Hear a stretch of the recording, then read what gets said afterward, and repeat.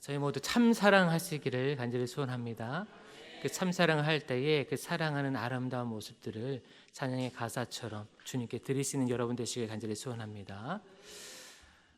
어떤 시장에 한 쌀가게가 있었습니다. 쌀집이 있었어요. 그런데 동네 사람들이 그 쌀가게의 별명을 이렇게 붙였습니다. 정직한 저울집이라고 이름을 붙였습니다. 별명을 불렀죠. 지난주에 저희 비가 갑자기 많이 왔잖아요. 그런 것처럼 어느 날 비 오는 날이었습니다. 한 손님이 젖은 자루에 이제 쌀을 담아가지고 가만히 저울에 올려놨어요. 무엇을 뜻합니까? 무게를 더 나가게 하려는 그런 꼼수를 쓴 것이죠. 그러자 주인이 조용히 자루를 가져와서 물기가 하나도 없는 싹 말라있는 자루에 옮겨 담았습니다. 쌀을. 그래서 저울에 다시 올려놓습니다. 그리고 이렇게 이야기합니다.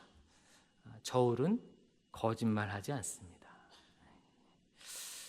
사실 저는 이 예화의 이야기를 다시 이제 접하게 되면서 저울이 정직하고 저울이 거짓말하지 않는 것도 있지만 이 쌀집 주인이 정직한 것 같아요. 오늘 하나님께서는 저희를 하나님의 저울 앞에 서게 하신 줄 믿습니다. 그 저울은 바로 오늘 우리가 함께 읽은 로마서 2장 6절에서 7절 말씀입니다. 먼저 6절 말씀을 다시 읽겠습니다. 하나님께서 각 사람에게 그 행한 대로 보응하시되. 아멘. 여기서 보응하다라는 말은요, 마음대로 보복하시다는 그런 의미가 아닙니다. 이 원어적인 의미는 그 값대로 딱 맞게 합당하게 돌려주신다라는 뜻이 있다라는 거예요. 다시 말해서 하나님의 저울은요, 정확하다라는 거예요. 한치의 오차도 없다라는 것입니다. 하나님의 판단은 공의롭고 공정하다라는 것입니다. 그런데요, 이렇게만 생각하면 우리가 좀 가혹하다라고 생각할 수 있습니다. 그래서 우리가 동시에 생각할 것이 있는데요, 그것은 바로 하나님은 자비하시다라는 것입니다. 하나님은 사랑의 하나님이시다라는 것입니다. 왜 그렇습니까? 우리가 잘 알고 있는 대로 우리가 앞서 부른 찬양의 가사처럼 하나님께서는 우리 죄를 사하시기 위해서 당신의 하나밖에 없는 독생자 아들 예수 그리스도를 십자가에 내어주신 분이시기 때문입니다. 그렇기 때문에 우리가 하나님의 저울 앞에 설 때마다 두려워하고 떠는 것이 아니라, 그냥 떨기만 하는 것이 아니라 우리 마음 가운데 소망이 있는 것이에요. 그래서 하나님의 저울 앞에 서는 우리들은 소망을 누리고 경험하는 그 자리가 바로 하나님의 저울 앞이 되어야 한다라는 것입니다. 그런 의미에서 다시 한번 6절의 상반절을 보시면요, 하나님께서 각 사람에게 라고 되어 있습니다. 이 말씀은 어떤 말씀이냐면요, 여러분, 오늘 하나님께서 저와 여러분에게 이 허락해 주신 말씀은 여기 계신 모두에게 행하신 말씀인과 동시에 여러분 한 분 한 분을 향하신 하나님의 말씀이다라는 것입니다. 다시 말해서 이것은 내 옆에 있는 우리 권사님, 집사님의 말씀이 아니라 하나님이 바로 나에게 주시는 말씀이다라는 거예요.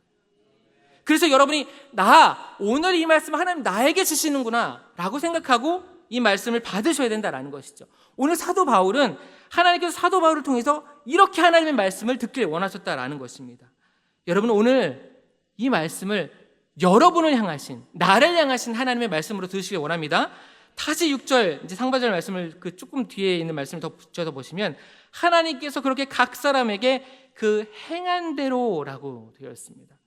여기서 행한 대로라는 말은요, 그 원어적인 의미가 어떤 의미가 있냐면 말이나 의도가 아니라 실제로 삶을 통해서 드러나는 결과, 열매를 뜻하는 것입니다.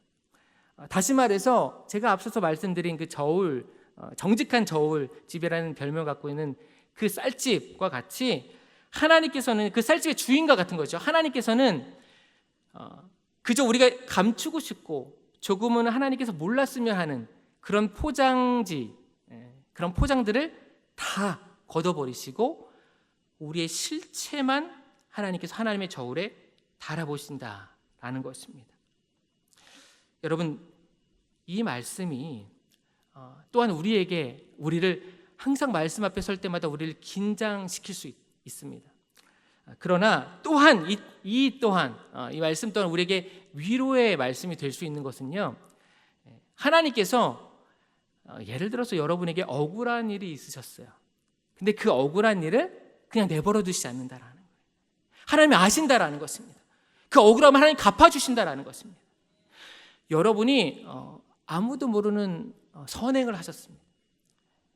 설마 누가 알겠어? 그러나 누군 아신다라는 거예요. 하나님은 알고 계신다라는 것입니다. 하나님은 결코 여러분의 선행을 잊지 않으시겠다는 약속의 말씀이다라는 것입니다. 여러분, 결국 어떤 말씀이에요? 하나님께서 각 사람에게 행한 대로 판단하시고 심판하신다는 이 말씀은 하나님이 우리의 중심을 보시고 우리들을 심판하시고 우리를 판단하신다는 그런 말씀이다라는 것입니다.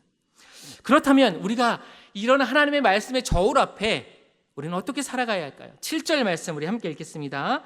참고 선을 행하여 영광과 존귀와 썩지 아니함을 구하는 자에게는 영생으로 하시고, 여기서 먼저 이제 참고라는 이 단어는요, 압력 아래에서 무너지지 않고 버티며 머무는 꾸준한 인내라는 뜻을 갖고 있습니다. 여러분, 한마디로 어떤 말씀이에요? 끝까지 참는 것, 끝까지 인내하는 것입니다. 끝까지 포기하지 않는 것을 의미하는 것이죠. 그냥 한번 반짝 내가 오늘 참지 뭐 이렇게 하고 넘어가는 게 아니라 끝까지 참는 거예요. 어떠한 다른 환경과 다른 여건들이 일어나더라도 계속해서 오랫동안 견디는 것을 말한다라는 것입니다. 그리고 하반절에 나와 있는 구하다라는 것은요, 이 또한 마찬가지예요. 그냥 우연히 한번 찾는 것을 이야기하는 것이 아닙니다. 계속해서 간절히 찾는 것을 의미하는 그런 뜻을 갖고 있다라는 것입니다. 여러분, 결국 어떤 말씀이에요? 우리가 하나님 앞에서, 하나님의 저울 앞에서 우리는 어떻게 살아야 된다는 거예요? 우리는 끝까지 참아야 된다는 것입니다. 끝까지 인내하고 포기하지 않고 간절히 하나님께 계속해서 간구하고 찾아야 된다는 거예요. 그런 행함이 우리에게 있어야 된다는 것입니다. 그렇다면 다시 이제 7절 말씀으로 돌아와서 우리는 그렇다면 무엇을 인내하며 무엇 앞에서 우리는 무엇을 또 찾고 간구해야 할까요?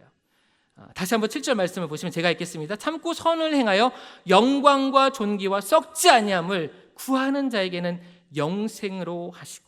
아멘. 여러분, 무엇을 우리가 구해야 된다라고 말씀하고 계세요?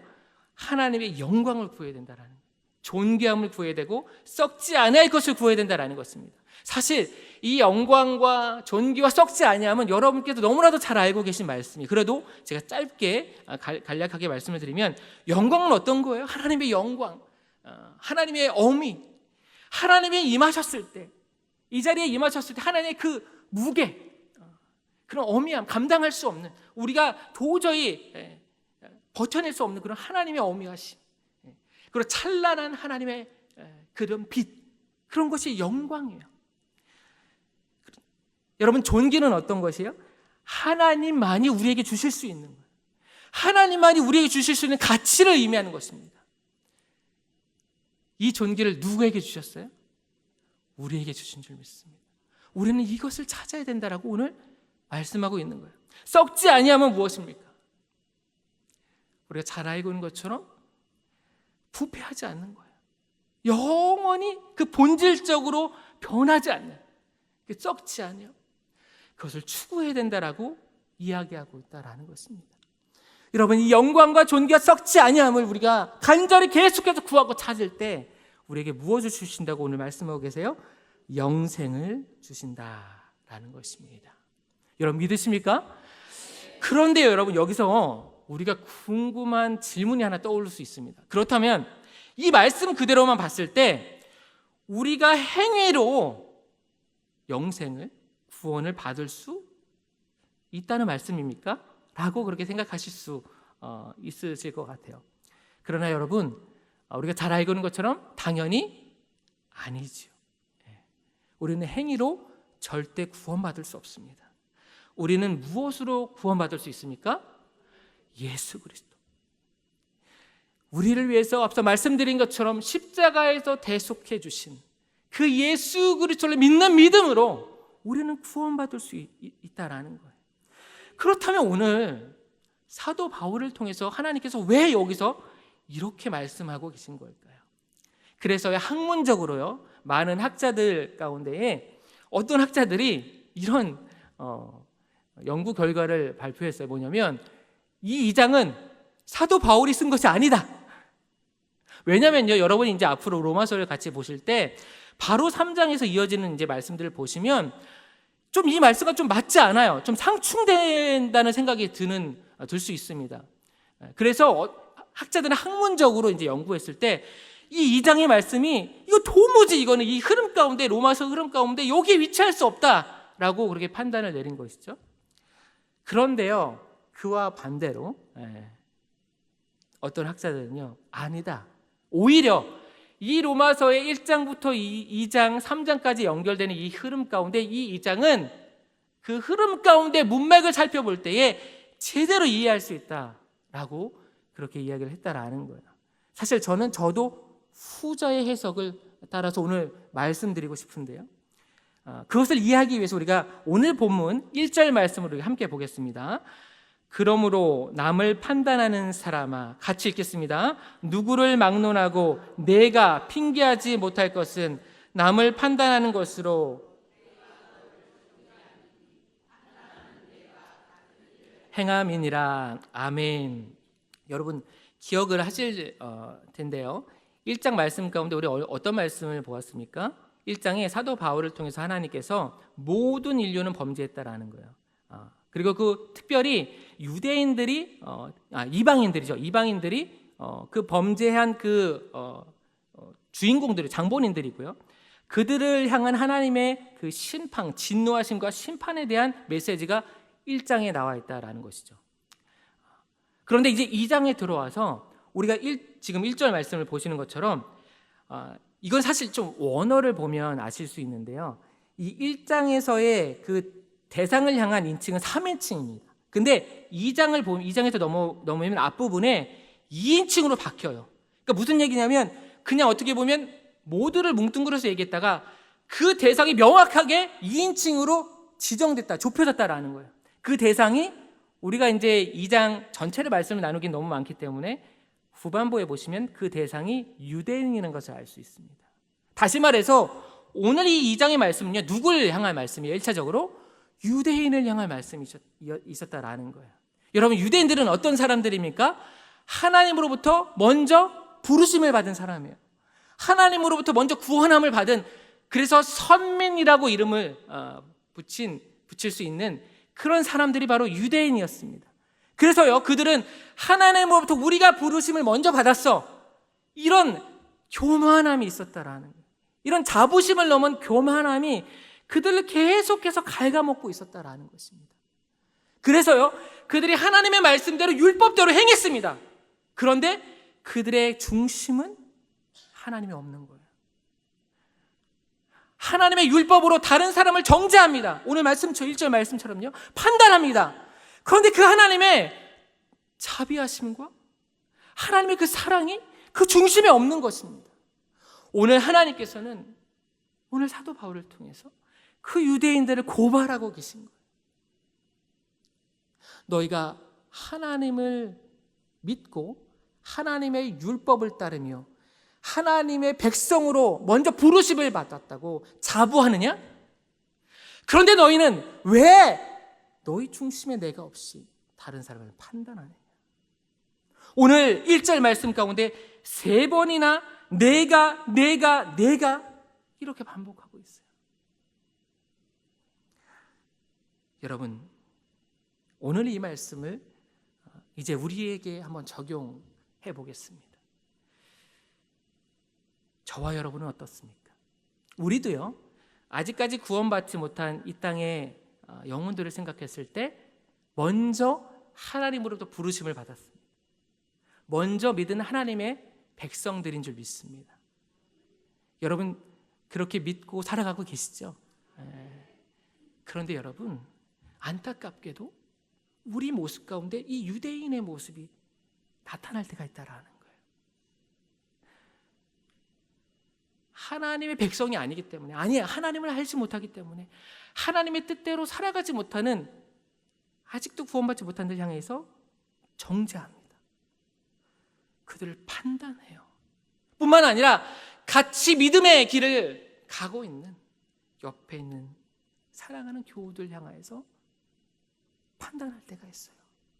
그들을 정죄할 때가 있다라는 것입니다.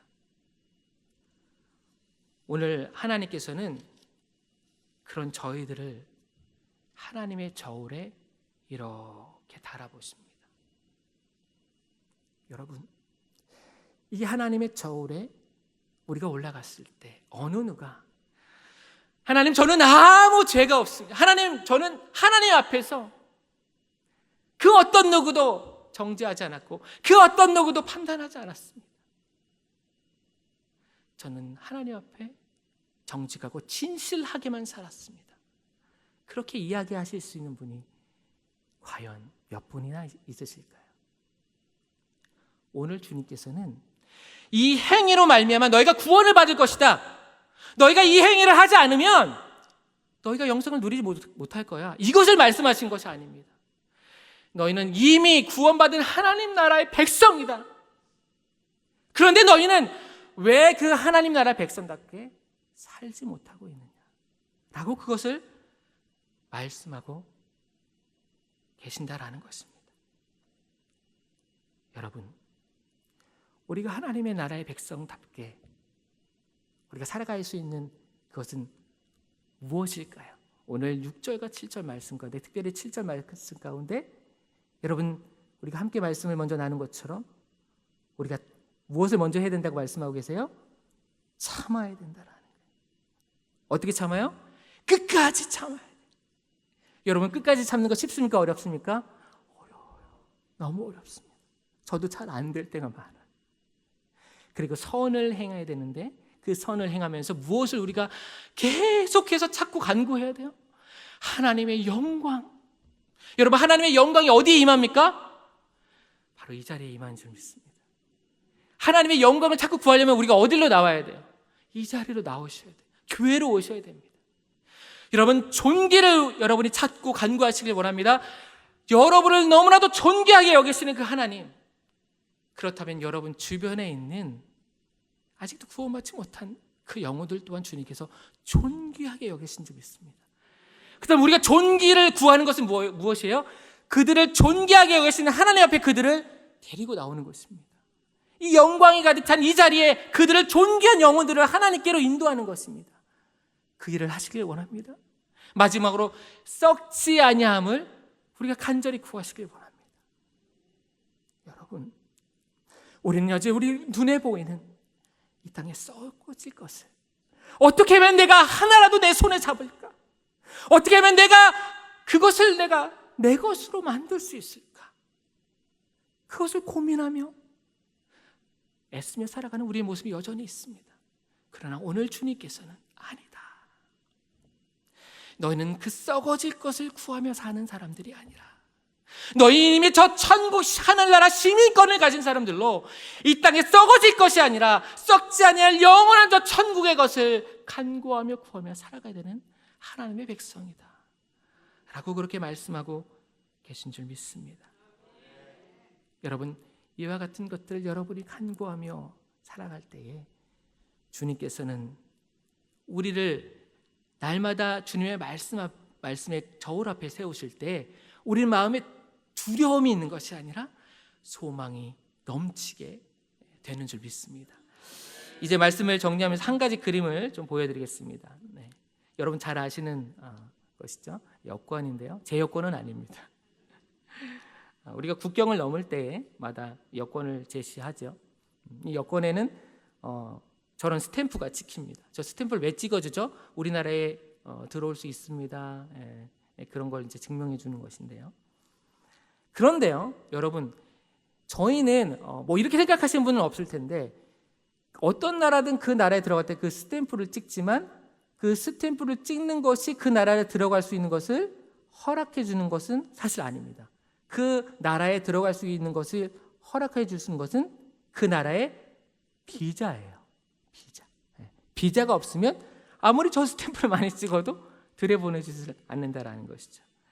여러분, 제가 뭘 말씀드리고 싶으냐면, 여러분은 우리 인생에도 저런 여건들이 여러분에게 인생을 생각했을 때 여건들이라고 생각해 보시기 바랍니다. 여러분의 그 인생의 여건들 각 장마다 여러 스탬프가 찍히실 거예요. 그 스탬프는 어떤 스탬프일까요? 이미 사실 여기 계신 분들은요, 제가 오늘 말씀드린 영광을 구하시고 존귀를 찾으시며 또 썩지 않을 것을 간구하며 살아가고 계시는 분들인 줄 믿습니다. 그래서 여러분들이 지금까지 살아오시면서 내가 정말 찾기 힘들었는데 참았어요. 인내했어요. 그 스탬프가 꽉 이렇게 찍혀져 계실 거예요. 또 어떤 분들은 정말 존귀한 하나님의 내가 존재임을 알고 존귀한 분들은 하나님께로 많이 인도하셨어요. 그 스탬프가 꽉 이렇게 찍혀 계실 거예요. 하나님, 나는 정말 이 세상에 있는 거 내가 하나라도 갖고 싶었는데 그것에 눈 돌리지 않고 하나님 하늘의 것을 바라보면서 살았습니다. 그 스탬프가 꽉 찍혀 계실 거예요. 그런데요, 우리가 반드시 기억할 것은 그런 우리가 행한 그런 아름다운 행위로 우리가 하나님 나라를 들어갈 수 있는 것이 아니다라는 거예요. 우리를 하나님 나라로 들어가게 하신 것은 어떤 비자예요?